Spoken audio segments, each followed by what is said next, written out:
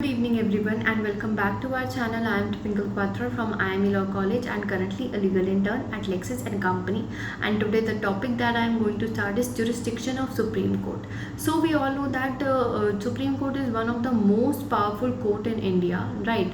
But the functions of the Supreme Court is confined under Constitution of India, and the Supreme Court cannot go beyond that functions, and also it has some specific jurisdiction under Constitution of India. And in this video I will discuss there are mainly four jurisdiction of the Supreme Court. First is original, second is writ jurisdiction, third is appellate, and fourth is advisory, and in this video I will tell you about each of them.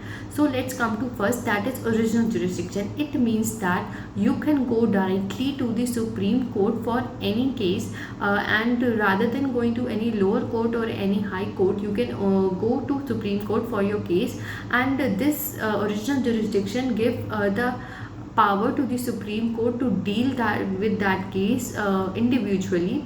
And also these type of cases comes under federal government, mainly if there is a country where the federal type of government is there. In that cases, this original jurisdiction came to help or came into force.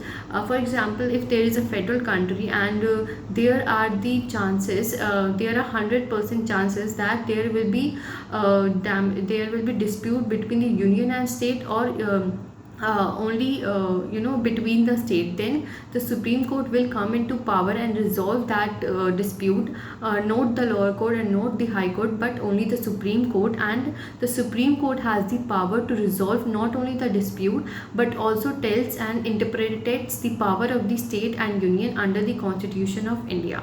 So now let's talk about writ jurisdiction. It means that if there is an individual and whose fundamental right has been violated, he or she can directly go to the Supreme Court for the redressal. And also the High Court have writ jurisdiction, but it depends upon the individual whose right has been violated. He or she wants to go to the Supreme Court or High Court. So in this case, the court will give the order in the form of writ and will tell the executor that to act in a particular way or not to act in a particular way. And also I have told you that it depends upon the individual to go to the High Court or to the Supreme Court. Now third comes the appellate jurisdiction. It means that the Supreme Court has the appellate jurisdiction over the High Court. It means that if you are not satisfied with the decision of the High Court, you can go to the Supreme Court. But the situation is that the High Court should also clarify that this particular case is fit for the appeal in Supreme Court. Yes, there is also a right of the Supreme Court in which Supreme Court can decide that this particular case is fit for the appeal under Supreme Court or not.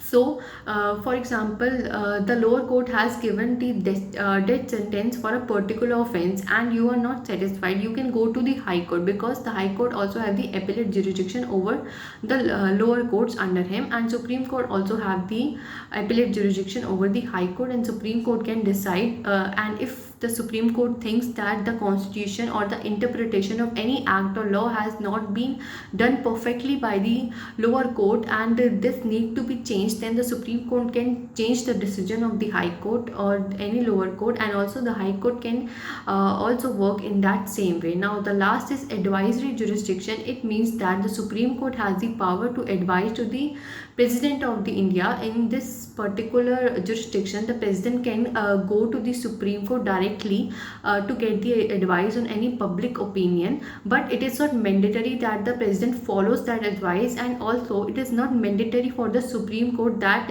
it should always give an advice. So what is the utility of this advisory jurisdiction? The utility is that there are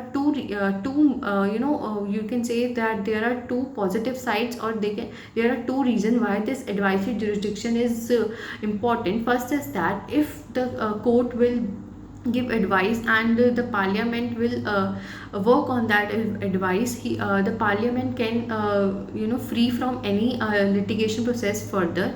And second is that the advice given by Supreme Court can be used by the parliament to make changes in any particular case. So that's it for today's video. This was I told you about the four jurisdiction, that is original, writ, appellate and advisory. I hope you liked this video, and if you have any doubt you can comment me down below, and also keep liking, keep sharing sharing and subscribe to our channel. Thank you for watching.